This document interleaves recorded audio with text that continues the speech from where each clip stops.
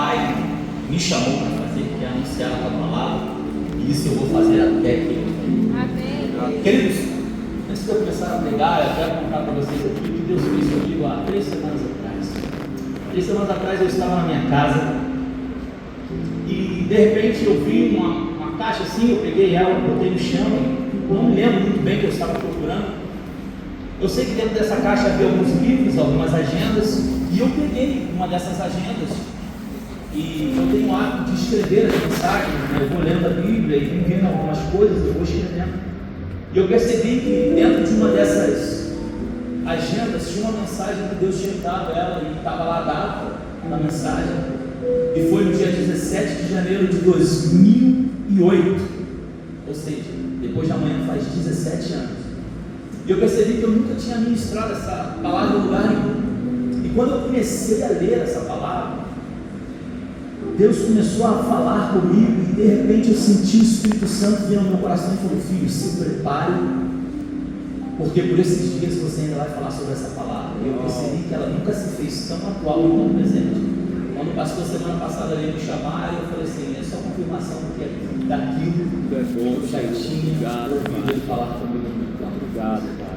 Obrigado. Vamos demorar, vamos lá, abra sua Bíblia comigo se você puder. Se não tiver Bíblia, me acompanha no telão. Romanos capítulo 12, verso de número 2. Romanos 12, 2. Você vai colocar aí pra gente. Preste bem atenção nesse texto.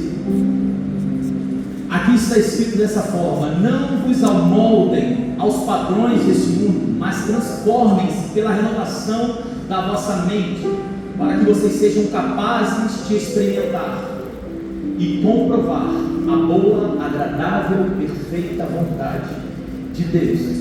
Segundo a Bíblia Internacional, ela vai dizer o seguinte: e não vos conformeis com esse mundo, mas transformai-vos pela renovação do vosso entendimento, para que vocês possam experimentar qual é a boa, qual é a agradável e qual é a perfeita vontade de Deus. Deus me deu um tema para essa mensagem e o tema é esse: as 4 armadilhas da mente. Curva a sua cabeça e vamos orar nesse momento.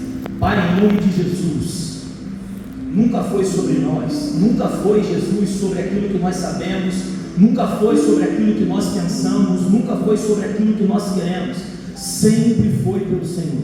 Eu te peço que nesse momento agora o Senhor esvazie a nossa mente, arranque de nós, Senhor, tudo aquilo, Senhor, que vai afastar a tua presença, vai desvirtuar e vai tirar a atenção do teu povo de ouvir a tua palavra. Jesus, que o Senhor possa agora abrir a nossa mente, o nosso entendimento, o nosso coração, Senhor. Desça, Senhor, aqui nessa igreja, Pai. Eu te peço que o que tem sido feito no céu seja feito aqui nessa igreja, e que essa igreja, Senhor, seja simplesmente, Senhor, um reflexo do céu na terra. Pai, em nome de Jesus, nos favoreça com a sua presença. Amém, graças a Deus. Quando o apóstolo Paulo ele escreve: e não vos conformeis com este mundo, se ele escreve para não nos conformarmos, é porque existia o conformismo. E segundo o nosso dicionário, só para que você saiba, a palavra conformismo significa atitude ou tendência de aceitar uma situação incômoda, desfavorável, sem questionar e nem lutar. Resignação e passividade.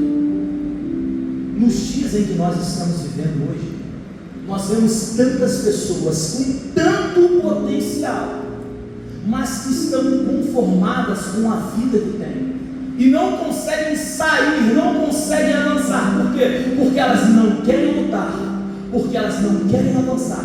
Elas estão acostumadas a viver uma vida passiva, e Deus está falando: filho, eu não quero que você seja alguém conformado, eu não quero que você se conforme com este mundo e nem se amolde a ele. Eu sei que muitas vezes você já ouviu falar assim: a igreja é um hospital.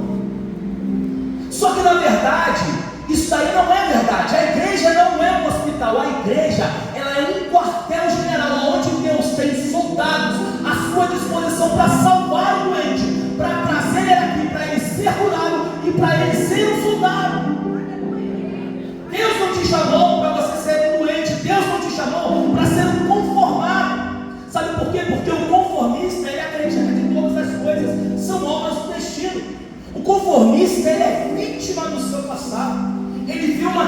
tempestade e logo o céu amedronta.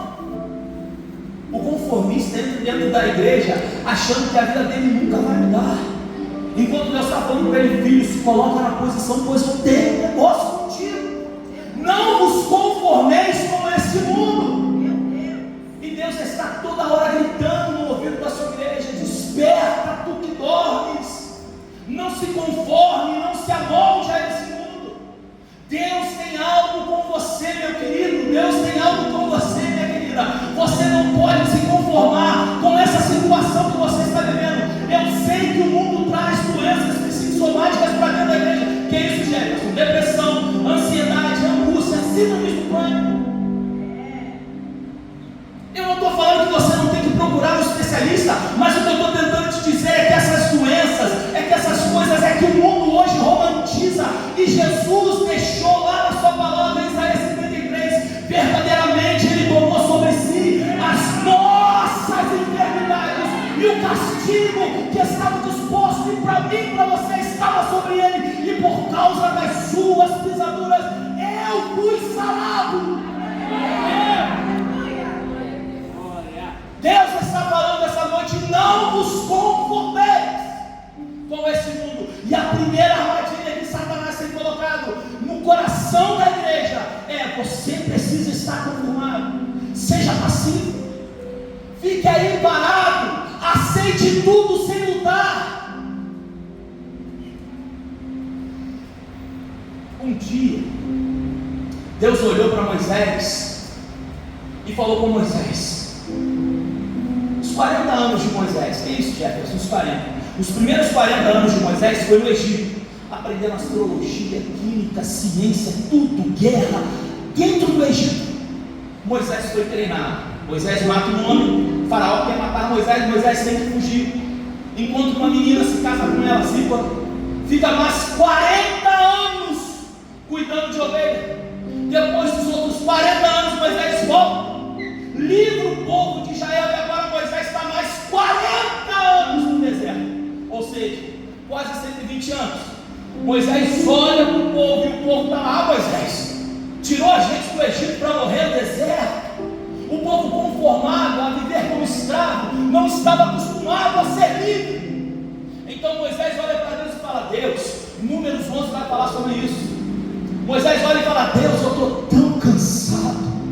E Deus fala: Moisés, faz o seguinte, separa 70, e desses 70 eu vou pegar do Espírito que está em você, e vou falar contigo, e vou repartir com eles. Eu fico me perguntando se Deus hoje desce nessa igreja e fala: eu vou pegar do Espírito que está em você, e vou repartir com a sua família, vou repartir com os seus funcionários, com os seus amigos da faculdade, da escola, o que você tem a oferecer a Ele. Eu vou falar contigo. Aonde e que espírito você tem? O que Deus pode oferecer através da sua vida? Não vos conformeis com este mundo. Não se amoldem ao sistema. Aí Deus vai e tira o espírito de Moisés e coloca nos 70. Só que a Bíblia diz que em 68 começaram a profetizar e falar. Só que a Bíblia vai falar no capítulo 11, no versículo 26, que depois daquele dia, Moisés, eles nunca mais falaram, nunca mais profetizaram. Sabe por quê? Porque estavam conformados com a vida que tinham e voltaram a fazer o que eles sempre fizeram. Só que a Bíblia diz que estavam 2 fora do arraial, dos 70, 2 estavam do lado de fora. O nome dele é Eldade e Medade, 2 anciãos. Quando o Espírito veio sobre eles, eles eram inconformados. Enquanto o mundo está tentando criar pessoas conformistas, Deus está levantando pessoas inconformadas. E a Bíblia diz que Eldade e Medade não paravam de profetizar, não paravam de adorar, não paravam de falar sobre o futuro, irmão, a ponto de incomodar um jovem. Ele sai correndo e fala: Moisés, tem 2 malucos ali que não param de profetizar, bonito. Enquanto 68 se conforma a coisa inconformado, quem é você nesse aí? Não vos conformeis, ainda estou na primeira armadilha.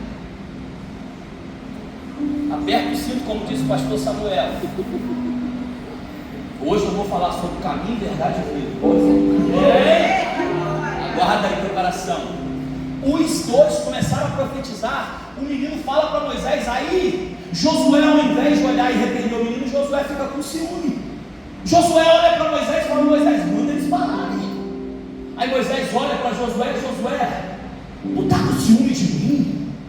Quem dera se não soldade, quem dera se não soledade, quem dera se toda a congregação de Israel fosse cheia do conhecimento e do poder e profetas de Deus.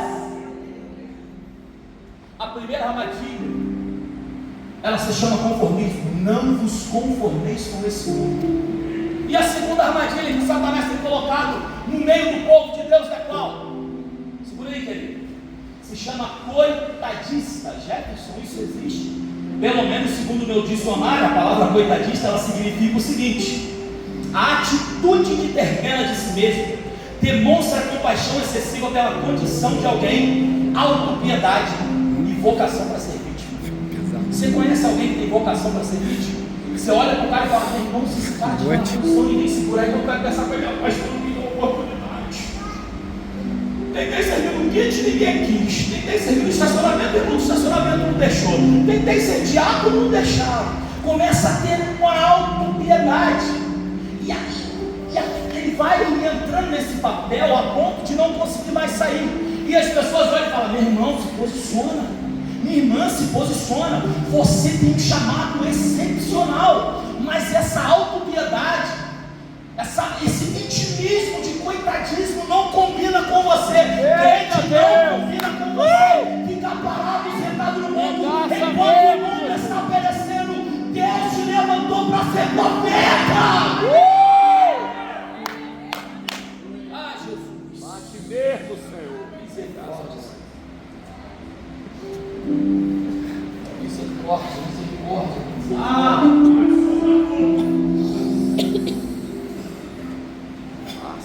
Quer ver alguém na Bíblia que fez papel de vítima e Deus cortou pela raiz, meu pastor? Ele aparece no cenário dessa forma: ó, não vai chover segundo a minha palavra. Aí Deus olha do céu, o general dos exércitos, e fala: gostei desse camarada, hein? Corta a chuva aí, fecha as janelas dos céus. Aí de repente, quase 3 anos e meio sem chover, ele fala: agora vamos subir a montanha. Pega os profetas de Baal, toda a congregação de Israel, e sobe a montanha. E todo mundo sobe. E chega lá em cima e fala: agora vocês levantem um altar ao Deus de vocês e orem, e o Deus que responder com fogo, esse Deus é o real. Enquanto eles estavam lá, se cortando, se queimando, a Bíblia diz que Elias estava só limpando as pedras e restaurando o altar do Senhor. E a Bíblia diz que passou a manhã e a tarde e nada aconteceu. Aí de repente Elias olha e fala: posso? Me dá oportunidade em nome de Jesus. Ah, vai. O meu altar está reformado, mas eu vou fazer o seguinte: pega talhas com água, barris lotados até em cima. Mas espera aí, tu já ficou 3 meses sem água em casa, irmão? Já ficou 3 meses sem chover, e todo dia tu tem que abrir a caixa d'água e olhar para dentro e falar: ih, está esvaziando. Minha mulher de vez em quando fala: a água está acabando, não está acabando, não demora no banho. Tu imagina 3 anos lá, sem chuva, e agora o profeta fala: cava um buraco em volta aqui do altar. Agora pega essas talhas lotadas até em cima de água e joga aqui. Sabe o que Elias estava dizendo? O que para vocês, eu vou falar contigo, o que para vocês é necessidade, o que para vocês é sobrevivência, para mim é oferta. O que para vocês é questão de sobrevivência, eu entrego como sacrifício a Deus. Amém, Pai. Pelo amor de Deus, é esse menino aí que eu estou falando, que fez papel de vítima. Porque quando ele ora, a Bíblia fala que é menos de 1 minuto a oração dele, é pequenininha. Fogo desce do céu, lambe até a água. Ele, cheio de Deus, pega pelo lá, mata os 400 profetas de Baal e mais os outros 450 profetas de Azira, totalizando quase 850 profetas. Aí Jeová, Uma prostituta fala: eu vou matar esse homem, avisa lá que eu estou chegando. Olha o profeta, e deu ruim, e ó, 40 dias ele anda, 40 noites, acha uma caverna, se esconde, lá vem o Eterno do céu. Quem esse camarada fica achando que primeiro falou o nome dele, agora que eu dei autoridade para ele estar se escondendo? Vou perguntar o que está acontecendo. Deus chega para Elias e fala: Elias, o que está acontecendo embaixo? 1 Reis, capítulo 19, eu tenho que ler para você. Olha só o que Elias fala. 1 Reis 19, versículo 8 e 9. Então Elias se levantou, comeu, bebeu, fortaleceu-se, comeu a comida, viajou 40 dias e 40 noites até chegar a Horebe, o monte de Deus. Ali entrou numa caverna e passou a noite. O Senhor apareceu para Elias, e a palavra do Senhor veio a ele: o que você está fazendo aí, Elias? Elias responde: tenho sido tão zeloso com o Senhor, ó Deus dos exércitos. Primeiro ele puxou, né? Ó Deus dos exércitos, eu tenho sido tão zeloso. Aí ele fala: os israelitas deixaram a tua aliança, quebraram os teus altares, mataram os teus profetas, e eu sou o único que sobrou.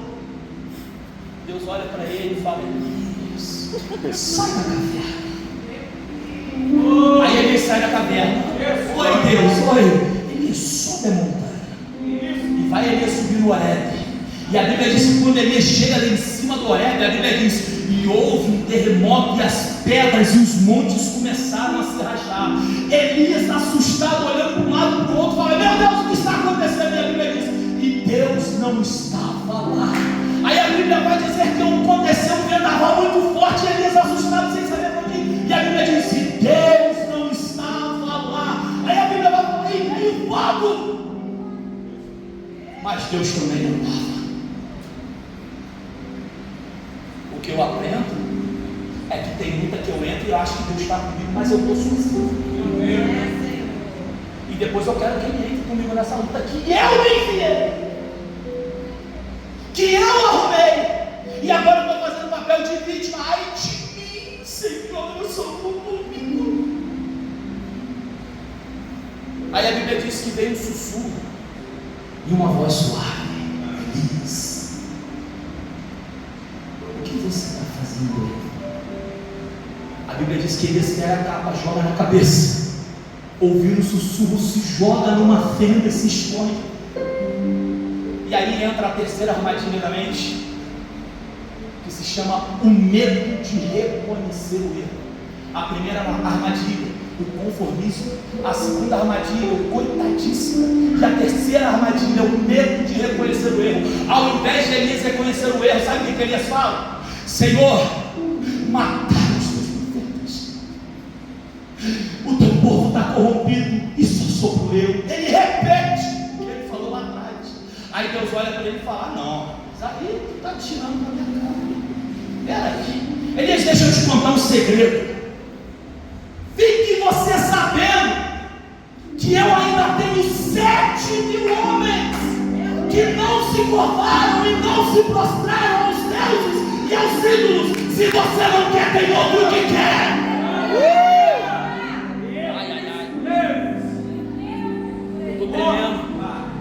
Eu estou tremendo muito. É muita responsabilidade. Fique você sabendo, se você não quer, Elias, eu levanto Eliseu no teu lugar. Só que Elias rapidinho falou: opa, se eu não reconhecer meu erro, ele tem 7.000. Rapidinho Elias voltou atrás. Sabe por que, irmão? Se Elias não reconhece o seu erro, Elias não teria levantado Eliseu no seu lugar. Se Elias não reconhece o seu erro, Elias não falaria para o menino: vai lá e vê se a nuvem está aparecendo. Ele foi algumas vezes e voltou, e uma vez ele voltou e falou: tem uma nuvem do tamanho da mão de um homem, então corre, porque vai chover muito. Se Elias não se arrepende, Elias não ia olhar para uma mulher que era estéril e falar: o que tu falta? Ela não falta nada, não, falta assim, tu tem filho, agora tu vai ter, ano que vem tu vai com a criança no colo. Se Elias não se arrepende, Elias não ia ver essa mulher vindo até ele falando: Elias, eu não te pedi filho, mas agora Deus me deu e a criança morreu, se vira, eu quero meu filho de volta. Elias entra no quarto, bota peito Elias não se arrepende, Elias não ia ver o Jordão se abrir e ele atravessar a pé seco com Eliseu. Se Elias não se arrepende, ele não veria carros e cavalos de fogo descendo do céu e um redemoinho pegando ele e ele subindo para a eternidade. Se Elias não se arrepende, Elias não estaria no monte da transfiguração junto com Moisés. Jesus vendo Pedro, vendo Tiago, vendo João. Quem tem medo de reconhecer o erro nunca vai viver milagre. Quem tem medo de reconhecer o erro nunca vai experimentar o sobrenatural. Meu Deus. Não tenha medo de reconhecer o erro. Não tenha medo de reconhecer o erro. Gênesis 3:12 fala o quê? Adão, o que aconteceu? Foi a mulher que tu me deu. Eu não vou reconhecer nada não, foi a mulher. Se eu comi o fruto, foi ela que deu. Aí a Bíblia vai dizer lá em Coríntios, 1 Coríntios capítulo 15, assim como nós trazemos a imagem do primeiro Adão, que a imagem é essa? A imagem de um homem pecaminoso, a imagem de alguém que fica se fazendo de coitado, a imagem de alguém que é conformista, a imagem de alguém que não reconhece os erros. Meu Deus. Paulo podia terminar aí, mas ele fala, assim como nós trouxemos a imagem de Adão, também traremos a imagem do último Adão. Aí ele vai explicar o que significa isso. Sabe por quê? Porque o que é corruptível não pode herdar o incorruptível.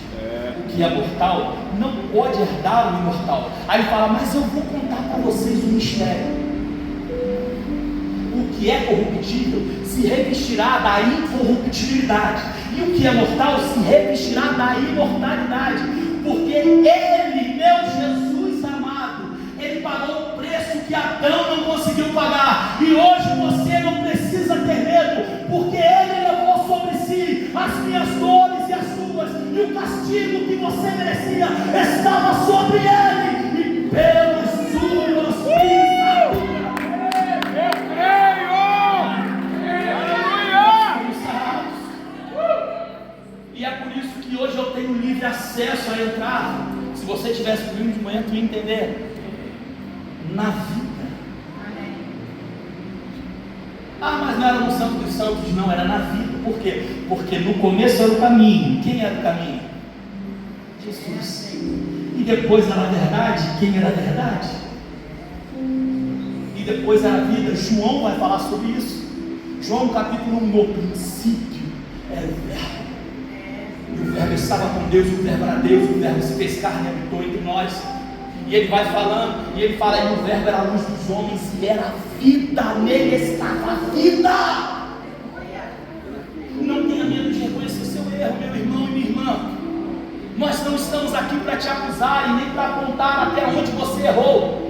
Mas o problema de uma geração que não confessa os seus erros, e eu não estou falando para você vir, pastor, eu quero fazer um gabinete que eu quero confessar, não. A Bíblia diz assim, ó, entra para dentro do teu quarto, fecha a porta, porque o Deus do secreto vai falar contigo. Deixa eu te contar um segredo. Quando Davi errou, Davi não errou contra Betseba, porque a história vai dizer que Davi chega em tempo de guerra, era para estar na rua, era para estar guerreiro, e Davi está no palácio, já errou aí.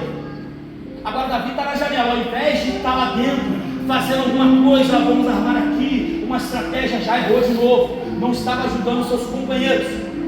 Agora ele cobiça uma mulher, errou de novo. Agora manda alguém vir trazer a mulher, peca com ela, engravida a mulher, chama o marido dela, traz Urias, peca contra Urias.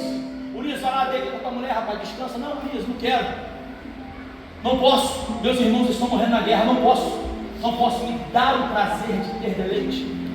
Davi pega uma carta, escreve a próprio punho, sela com seu anel, entrega na mão de Urias e fala, dá na mão de Joabe.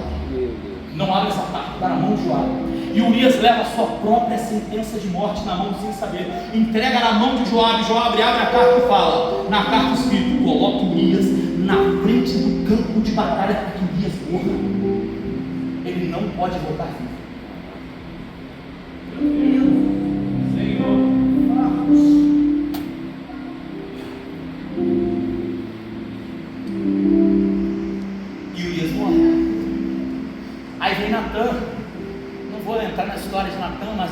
vem e repreende Davi.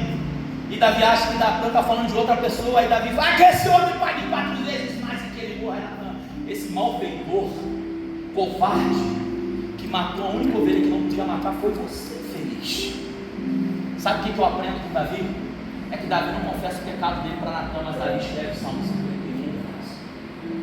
51. E ele começa dizendo o seguinte no Salmo 51: tem misericórdia de mim, ó Deus, segundo as multidões das tuas misericórdias, apaga as minhas transgressões e purifica-me do meu pecado. Ele fala assim: porque eu pequei somente contra ti eu pequei, e eu fiz o que era mal diante dos teus olhos. Peraí, Davi não pegou com Betseba, Davi não pegou com seus soldados, trazendo uma mulher casada, Davi não pegou com Urias, Davi não pegou com... Não, Davi pecou contra Deus. O seu pecado não é contra a sua esposa, contra o seu marido, contra o seu pastor. O seu pecado é contra Deus. Confesse a Ele, se arrependa hoje e volte ao primeiro amor. E confesse as suas necessidades, sim, para os santos. Me ajude em oração, porque eu tenho problema com o jogo do tigrinho. Me ajude em oração, eu vou falar por debaixo. Me ajude em oração, porque eu tenho problema com pornografia. Me ajude em oração, porque eu não consigo parar de ver sites que não é para me ler. Ai, eu vou parar. Não, pastor Samuel. Está morrendo. Não tenha medo de reconhecer o seu erro, mas tenha medo que o seu erro não faça você reconhecer que você é. Porque o teu erro apaga a identidade que você tem em Jesus, mas o teu arrependimento apaga tudo que você fez até agora. Já não há mais condenação para aqueles que estão em Cristo Jesus. O louvor pode vir subindo. A Natália já fez assim com a mão para mim. O louvor pode vir subindo. Eu falei sobre 3 armadilhas. A primeira armadilha, o conformismo, foi o tema central da nossa mensagem. Não vos conformeis com este mundo, mas transformai-vos pela renovação do vosso entendimento, para que vocês possam experimentar qual é a boa, agradável e perfeita vontade de Deus. A segunda armadilha da mente é o autoritarismo. A terceira armadilha da mente é o medo de reconhecer o erro. E a quarta armadilha, pastor? Qual é a quarta armadilha? Eu vou ler para vocês aqui qual é a quarta armadilha. Marcos capítulo 10, 17 ao 22 vai falar assim: quando Jesus estava saindo, um homem correu à sua direção e se pôs de joelhos diante dele e perguntou: mestre, o que eu devo fazer para herdar a vida eterna? Respondeu Jesus: por que você me chama de bom? Aí ele continua dizendo o seguinte: ninguém é bom a não ser um só, que é Deus. Você conhece os mandamentos? Jesus pergunta para ele: você conhece os mandamentos? Não matarás, não adulterarás, não furtarás, não darás falso testemunho, não enganarás ninguém, honra teu pai e tua mãe. Ele declarou: mestre, tudo isso eu tenho obedecido desde a minha adolescência. Aí o versículo 21 é uma das coisas mais lindas que tem na Bíblia. E a Bíblia diz assim: ó, e Jesus olhou para ele e o amou. Amou a ponto, sabe de quê, irmãos? De fazer isso. Falta só uma coisa para você, disse Jesus: vá, vende tudo que você possui, dê esse dinheiro aos pobres e você terá um tesouro no céu. Depois disso, venha e siga-me. A última armadilha da mente é o medo de correr. Vender tudo que eu conquistei durante todo esse ano. Esses dias a Nath chegou para mim e falou assim: amor, Deus te deu uma empresa, a empresa está voando, a gente está crescendo, estou comprando muitos maquinários. Aí ela falou assim: fique sabendo que aquilo lá é só o meio que Deus está fazendo para te levar onde Ele quer. Aquilo não é Deus. E eu olhei para a cara dela e falei: mas eu não tenho tanto. Ela falou assim: para de lutar por coisas materiais, não que você não tenha de trabalhar, mas aquilo é o meio, não é o fim. E o que o jovem rico pensou é que o seu dinheiro era o fim, mas Jesus olhou para o dinheiro e falou: isso é o meio. correr risco fez com que aquele jovem perdesse pouca coisa. Pouca coisa. O que ele perdeu? Ele perdeu a oportunidade de ver Jesus transformando algo. Ele perdeu Jesus, vendo Jesus pegar uma mulher com um filho morto saindo na porta e falando: o que está acontecendo, mulher? É minha comitiva da vida e a comitiva da morte. Jesus falou: opa, vamos ver quem é mais forte, a vida ou a morte? A vida é mais forte, jovem, sai desse caixão. O que ele perdeu? Ele perdeu a oportunidade de ver Jesus olhando para o vento e para o mar e falando: acalma-se, aquieta-te. O que ele perdeu? Ele perdeu a oportunidade de ser a pessoa que olhou e falou: não é um fantasma, é Jesus. Se é você, eu quero ir aí. Ele poderia ter andado sobre as águas. O que ele perdeu? Ele não perdeu muita coisa. Ele perdeu a oportunidade de ver Jesus perguntando: quem vocês dizem que eu sou? E Pedro, tomado pelo Espírito Santo, podendo ser aquele jovem dizendo: você é o Cristo, o Filho de Deus. E Jesus olhando para ele falando: verdade eu te digo, não foi carne e sangue que te revela. Que ele perdeu o nome escrito no livro da vida, perdeu ponto. O que ele perdeu, coloca o que é. Ele perdeu a oportunidade de ter Jesus andando no meio do caminho, trocando ideia, e de repente Jesus olha para os discípulos e fala: aqui, faz o seguinte, meus brothers, meus camaradas, vai todo mundo comprar pão. Oi? Como é que é? João capítulo 4, vai todo mundo comprar pão. Por quê? Porque tem uma mulher lá em cima que não é conformista, ela está debaixo do sol quente tirando água. Vai todo mundo comprar pão porque ela não está se fazendo de vítima, de coitada, mas ela está sozinha tomando água. Vai todo mundo comprar pão porque quando eu perguntar para ela cadê o teu marido, ela vai falar: eu não tenho medo de reconhecer o erro. Vai todo mundo comprar pão porque quando Jesus chegou para aquela mulher e falou assim: você vai ser a primeira a saber o que eu vou falar, o que é? Eu vou me revelar para você. Eu sou o Cristo. Foi a primeira pessoa que Jesus falou abertamente: eu sou o Cristo. E aquela mulher começou a ver Jesus de uma forma diferente, porque ela perguntou para Jesus, na verdade Jesus perguntou para ela: mulher, me dá um pouco dessa água para iniciar uma conversa. E a mulher: mas você não sabe que em nossos povos não se fala? Judeus e samaritanos, essa história todo dia, mas eles não se falavam. Jesus olha e fala: rapaz, moça, se tu soubesse que está te pedindo água, tu não me ofereceria, mas tu me pediria. Jesus fala: Jesus está aqui essa noite. Ele está te falando: se você soubesse quem está te pedindo água, se você soubesse quem está falando contigo, se você soubesse que Jesus falou para aquela mulher o seguinte: olha, vai chegar um dia em que Deus estará à procura de verdadeiros adoradores, e não vai ser nesse monte nem em Jerusalém. Não, Deus está à procura dos verdadeiros adoradores que o adorem em espírito e em verdade. Deus está à procura de adoradores que o adorem em espírito e em verdade. Deus está atrás de pessoas, de homens e mulheres que não têm medo de estar no posto junto com Ele, mas que farem todas as suas fraquezas. Jesus, eu não vou me fazer de vítima. Jesus, eu não vou me fazer de coitado. Jesus, eu vou reconhecer meu erro e eu não vou ter medo de correr isso. Eu vou chamar todo mundo para que eles possam ver que se adora a Deus dos céus. A fonte da vida.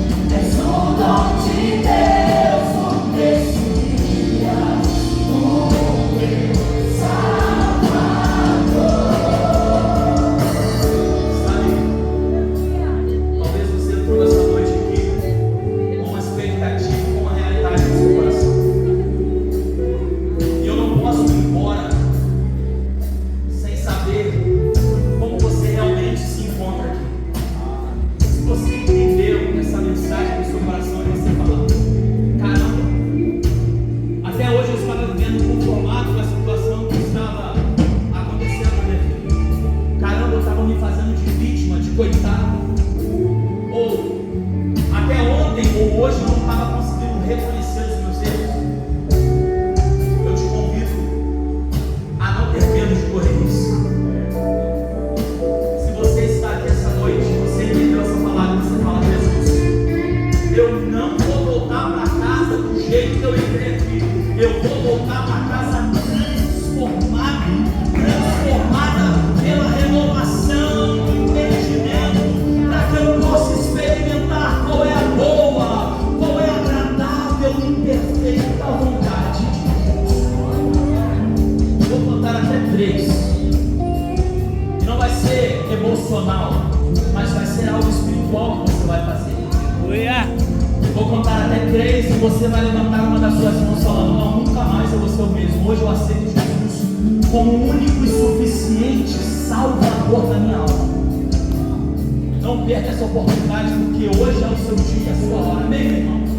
1, 2, 3. Se você está aqui, levante uma das suas mãos. Se você entendeu essa mensagem, fala: não, eu quero esse Jesus, eu preciso desse Cristo, eu preciso dessa salvação. Tem alguém aqui essa noite com o coração queimando? Sim ou não, irmão? Você está aí, levante uma das suas mãos. Se não tem ninguém, eu quero que você saia daqui sabendo que essa palavra então não foi para mim, mas foi para você que é crente. Saia daqui transformado pela renovação da palavra de Deus, em nome de Jesus, em nome de Jesus, em nome de Jesus. Glória a Deus, maravilha.